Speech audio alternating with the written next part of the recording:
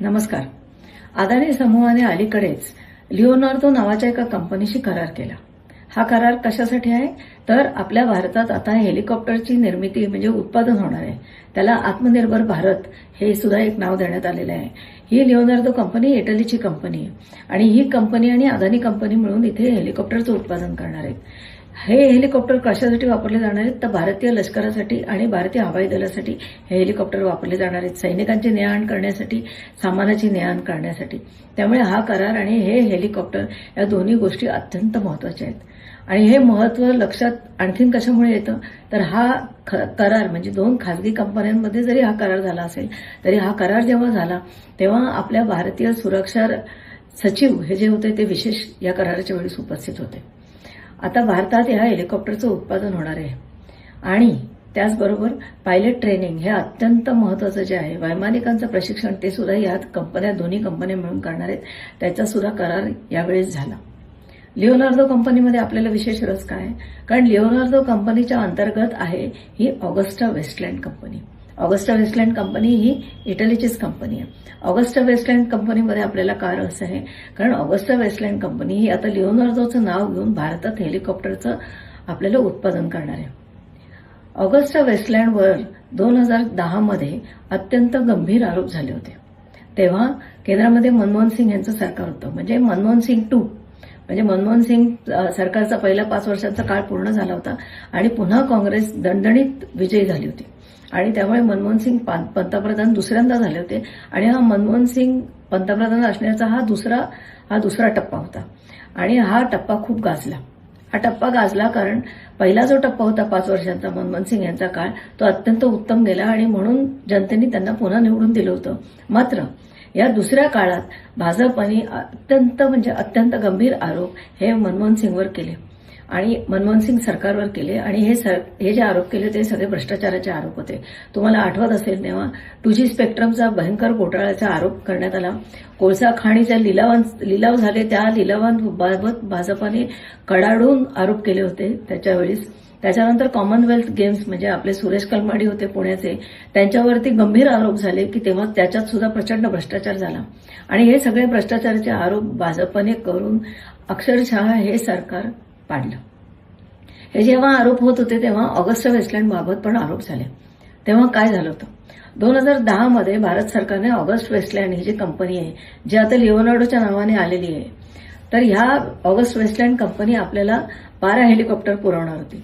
या 12 हेलिकॉप्टरचा हा जो करार होता तो 3,600 कोटी रुपयांचा होता.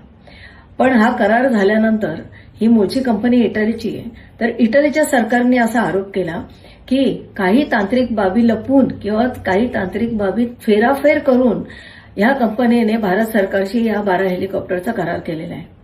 आणि ही फेराफेर जी केली किंवा या काही तांत्रिक बाबी लपवल्या, बदलल्या, हे सगळं कसं केलं तर त्यांनी भारतीय अधिकारी म्हणजे प्रशासकीय अधिकारी, आपले हवाई दलाचे अधिकारी आणि आपले लष्कराचे अधिकारी या सगळ्यांना लाच दिली. लाच किती दिली 423 कोटी रुपये. हा फार अत्यंत गंभीर आरोप होता कारण नुसतं प्रशासनावर आरोप नव्हता तर आपल्या हवाई दलावरती आरोप होता आणि आपल्या लष्करावर आरोप होता की यांनी 423 कोटी रुपयेचा करार घेतला, तांत्रिक बाबी बदलल्या किंवा ऍडजस्ट केल्या आपल्या सोयीनुसार आणि हा करार करण्यात आला. याच्यानंतर प्रचंड गदारोळ झाला. इथे इटलीमध्ये तर चौकशी सुरू केलीच त्यांच्या सरकारने पण भारतात सुद्धा याची चौकशी सुरू करण्यासाठी भाजपाने संसदेत हंगामा केला आणि शेवटी A.K. अँथनी जे होते ते म्हणाले की ठीक आहे आता आम्ही याची चौकशी करतो, आपण एक जॉईंट पार्लमेंटरी कमिटी नेमूया. ही जॉईंट पार्लमेंटरी कमिटी नेमण्याला सुद्धा भाजपाने कडाडून विरोध केला. तेव्हा दिवंगत नेते भाजपचे अरुण जेटली यांनी याच्यात पुढाकार घेतला होता आणि ते म्हणाले की जॉईंट पार्लमेंटरी कमिटी जर नेमली आणि त्यांनी जर चौकशी केली तर हा निव्वळ फार्स आहे, या चौकशीला काही अर्थ नाही, ही चौकशी सीबीआयनेच केली पाहिजे. आणि त्यामुळे अखेर काँग्रेस सरकार नमलं आणि काँग्रेसने सांगितलं की ठीक आहे याची सीबीआय चौकशी केली जाईल.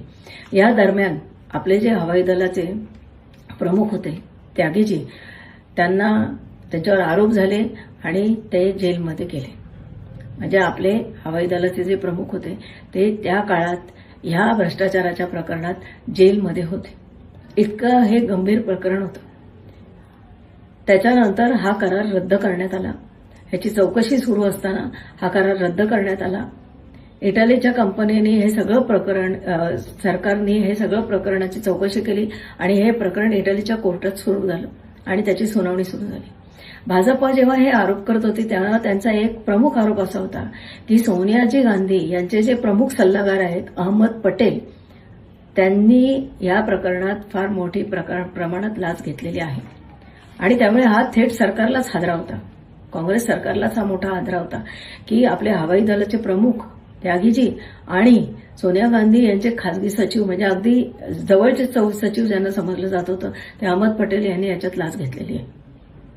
तुमच्या लक्षात आलं असेल की केवढा मोठा गदारोळ झाला असेल तेव्हा आणि किती हंगामा झाला असेल तेव्हा.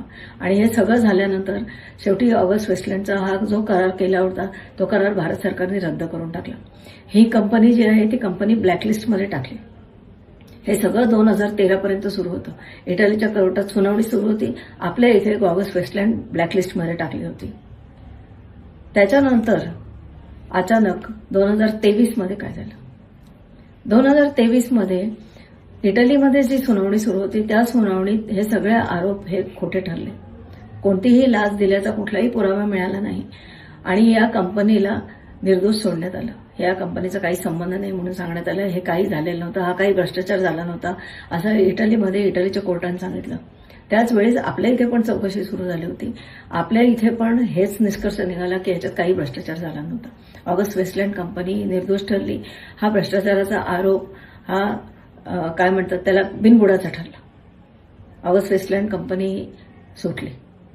हे सुटल्यानंतर आत्ता 2026 मध्ये हे प्रकरण सुप्रीम कोर्टात गेलं आणि सुप्रीम कोर्टात त्यांनी सांगितलं की ह्या ऑगस्ट वेस्टलँड कंपनीला तुम्ही अजूनही ब्लॅकलिस्टमध्ये टाकलेले आहे. जर ही कंपनी आता निर्दोष झालेली आहे, इटलीच्या कोर्टातही निर्दोष झालेली आहे, भारतीय कोर्टातही निर्दोष ठरलेली आहे, याच्याबद्दल काही पुरावे मिळालेले नाही आहेत भ्रष्टाचाराचे, जर ही अशी परिस्थिती आहे तर तुम्ही ऑगस्ट वेस्टलँड कंपनीला ब्लॅकलिस्टमधनं बाहेर काढा. आणि सुप्रीम कोर्टाने सांगितलं की बरोबर आहे, जर कंपनी निर्दोष आहे तर तिला आता ह्याच्यापुढे ब्लॅकलिस्टमध्ये ठेवता येणार नाही आणि त्यामुळे ऑगस्ट वेस्टलँड कंपनीला ब्लॅकलिस्टमधनं काढण्यात आलं. हे आत्ता झालं 2026 मध्ये. आणि हे आत्ता झाल्यानंतर लगेचच ही कंपनी आता इटलीमध्येच आहे. ऑगस्ट वेस्टलँड कंपनी आहे पण ती ऑगस्ट वेस्टलँड कंपनी आता लिओनार्डो कंपनीत विलीन झाली आहे. म्हणजे ती लिओनार्डो कंपनीच्या अंतर्गत काम करते. आणि जसं त्यांना ती कंपनी निर्दोष झाली तसा त्यानंतर काही महिन्यातच आता अलीकडे अदानींनी या लिओनार्डो कंपनीशी हेलिकॉप्टरसाठीच करार केलेला आहे. आणि आता ह्या लिओनार्डो कंपनी आणि अदानी कंपनी हे दोघं मिळून इथे हेलिकॉप्टरचं उत्पादन करणार आहेत आणि हे हेलिकॉप्टर आपल्या लष्कराला आणि आपल्या हवाई दलाला पुरवले जाणार आहेत. ऑगस्ट वेस्टलँड कंपनीचा हा इतिहास, त्यांच्यावर झालेले आरोप, त्यांना मिळालेलं आत्ताचं निर्दोष सर्टिफिकेट आणि त्याच्यानंतर अदानी आणि लिओनार्डो या कंपनीने केलेला करार याबद्दल तुम्हाला माहिती असावी म्हणून मी हा व्हिडिओ केला. जय हिंद.